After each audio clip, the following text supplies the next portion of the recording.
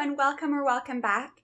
In this video series, I'm going through every season of Once Upon a Time to find out, are the characters really fairy tale characters, and if not, where do they come from? So, this is season 5. If you'd like to go back and watch from season 1, I'll put a link to the playlist in the description below. Otherwise, there are a lot of characters joining the show in season 5, so let's get started.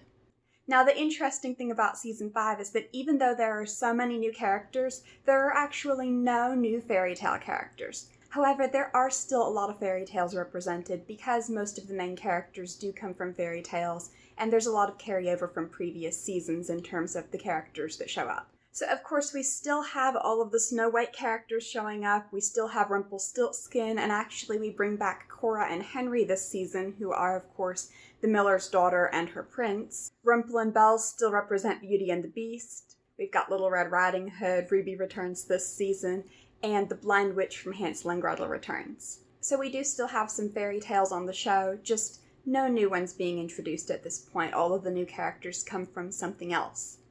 So, where do they come from? Well, first of all, there are a lot of King Arthur characters showing up this season. We already had Lancelot in season 2, but he comes back, and now we also have King Arthur, Guinevere, Merlin, Nimue, Vortigern, Sir Percival, and Sir Kay.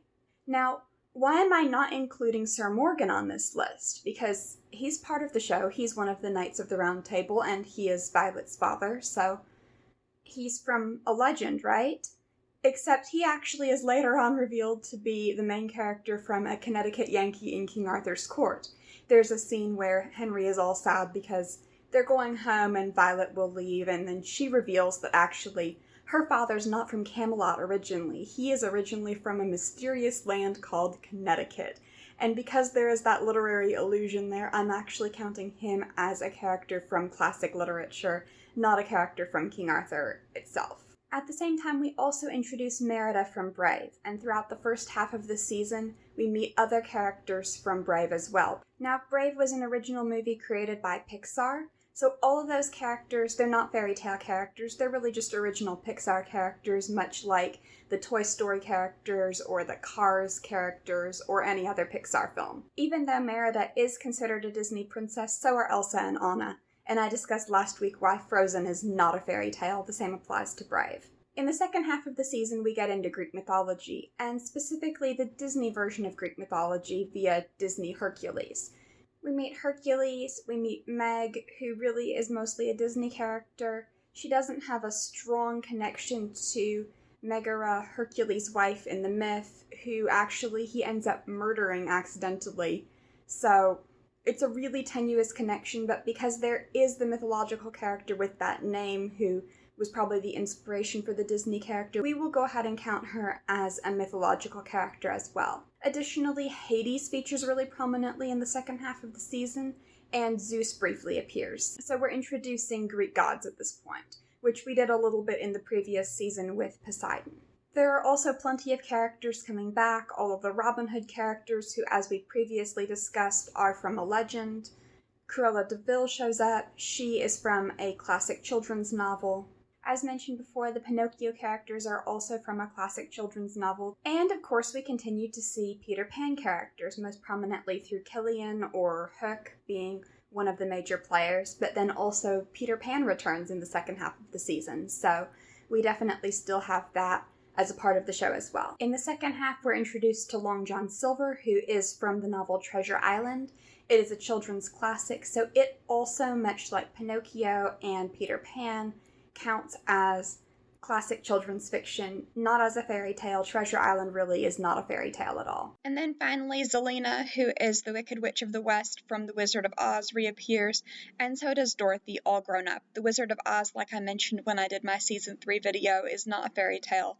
It's just a children's book. And then we also have the return of Gaston, who, as I mentioned before when I talked about him in Season 1, he is really just a Disney character.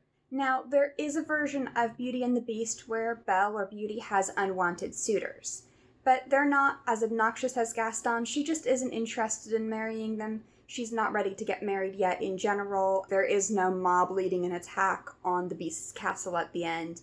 Nothing like that. This version of Gaston is much closer to the Disney Gaston than the original season 1 Gaston was. You really could kind of make the argument that he is just like one of the unwanted suitors in the pre-Disney Beauty and the Beast, whereas this one, you find out he really is very unpleasant, and he has a lot in common with the Disney version.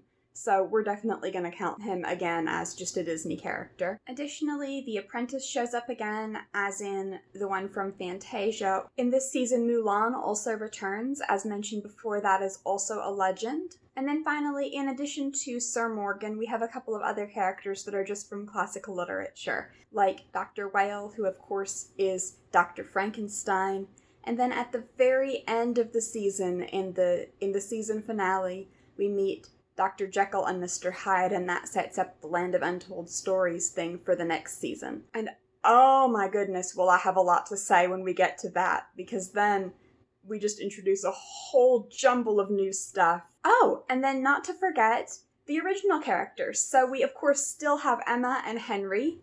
We also now have baby Robin, Zelina's daughter. We meet Cleo Fox, who is the woman who inspired Emma to become a bail bondsperson. And we meet Brennan, Hook's father. There are probably others that I'm forgetting, but those are a few of them. So we do definitely still have characters being introduced that are not part of a fairy tale or another kind of story, but were just created by the Once Upon a Time writers. So all in all, not counting the original characters, we have 5 fairy tales represented, 3 legends, 1 type of mythology. I'm not counting all of the myths individually, because if we counted all of the myths that Zeus, for example, features in, we'd be here all day. So just Greek mythology. 5 stories from children's literature, 3 classics, 2 stories that are purely Disney or Pixar, plus Gaston, who is from a fairy tale but is very much from the Disney version of the fairy tale and has little connection to anything pre-Disney. I hope you enjoyed the video. Normally I post once a week on Mondays, but while I've been doing this series, I'm posting twice a week, so expect part 6 very soon.